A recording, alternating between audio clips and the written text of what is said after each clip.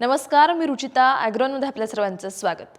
मका, चारा आणि धान्यासाठी महत्त्वाचं पीक. रब्बी मक्याची शेतकऱ्यांनी मोठ्या प्रमाणात लागवड केली आहे. पण सध्याच्या ढगाळ वातावरणामुळे आणि अवकाळी पावसामुळे मक्याचं पीक धोक्यात आलंय. कारण या वातावरणात मक्यावर लष्करी अळीचा प्रादुर्भाव जास्त होतो. पण तुम्ही जर वेळेत यावर उपाय केले तर तुम्ही मक्याचं नुकसान टाळू शकता आणि तुमचं उत्पादन वाचवू शकता. पण कसं ओळखायचं या किडीला, तिचं नियंत्रण कसं करायचं, हेच आपण आजच्या व्हिडिओमधून समजून घेणार आहोत. मक्यावरची सर्वात नुकसान करणारी कीड म्हणजे लष्करी अळी आणि या ढगाळ हवामानात तिचा प्रादुर्भाव तर आणखी वाढतो. कारण ढगाळ हवामान, जास्त आर्द्रता हे लष्करी अळीसाठी फार पोषक असतं. त्यामुळे आता तर ती आणखी झपाट्याने वाढणार आहे. त्यामुळे तुम्ही आत्ताच सावध व्हायचंय. आता सावध व्हायचंय म्हणजे नेमकं काय करायचं, तर मक्याच्या शेतात नियमितपणे सर्वेक्षण करायला लागायचंय. झाडाची पानं, पोंगे तपासायचे. त्यामध्ये लष्करी अळीची लक्षणं दिसतात का याकडे लक्ष द्यायचं. आता ही लक्षणं माहिती असणं खूप गरजेचं असतं. नाहीतर बऱ्याचदा असं होतं की अळीची अवस्था, तिचा प्रादुर्भाव वाढतो आणि मग पिकाचं मोठं नुकसान झाल्यावर आपल्या लक्षात येतं आणि त्यानंतर अळीचं नियंत्रण अवघड होतं. त्यामुळे सुरुवातीला आपण या अळीची लक्षणं काय काय असतात ते समजून घेऊ. लष्करी अळ्या सुरुवातीला समूहाने राहतात आणि पानं खरवडून खातात.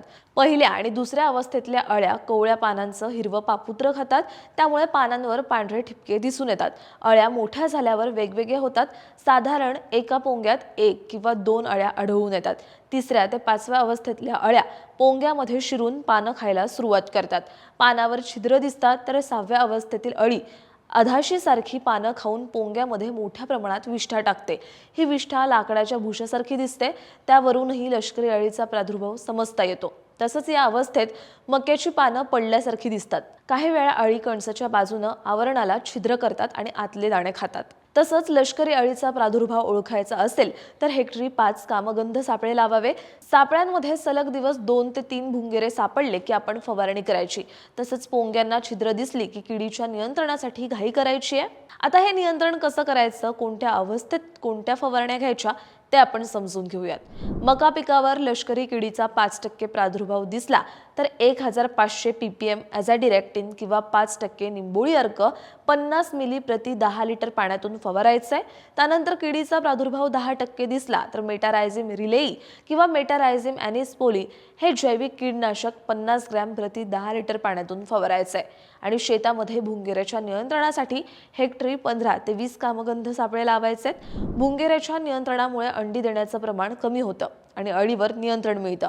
याशिवाय 10 ते 20% पिकावर प्रादुर्भाव झाला असेल आणि लष्करी अळी दुसऱ्या ते तिसऱ्या अवस्थेत असेल, आयसोसायक्लोस्कॅरम 18.1% SC या कीटकनाशकाची 6 मिली प्रति 10 लिटर पाण्यातून फवारणी करायची आहे किंवा स्पिनोटोराम 11.70% SC याची 5 मिली 10 लिटर पाणी या प्रमाणातून फवारणी करायची आहे किंवा ब्रोफ्लानिलिड 20% SC या कीडनाशकाची 10 लिटर पाण्यात 2.5 मिली याप्रमाणे फवारणी करायची आहे किंवा ब्रोफ्लानिलिड 20% SC या कीडनाशकाची 2.5 मिली 10 लिटर पाण्यात मिसळून फवारणी करायची आहे किंवा फ्युबेंडामाइड 20% WG या कीडनाशकाची 5 मिली प्रति 10 लिटर किंवा इमामेक्टिन बेन्झोएट 2.2% अधिक परमेथ्रिन 15.3% EC या संयुक्त कीटनाशकाची 15 मिली किंवा इमामेक्टिन बेन्झोएट 1.5% अधिक प्रोफेनोफोस 35% WDG हे संयुक्त कीटनाशक 15 ग्रॅम प्रति 10 लिटर पाण्यात मिसळून फवारायचंय.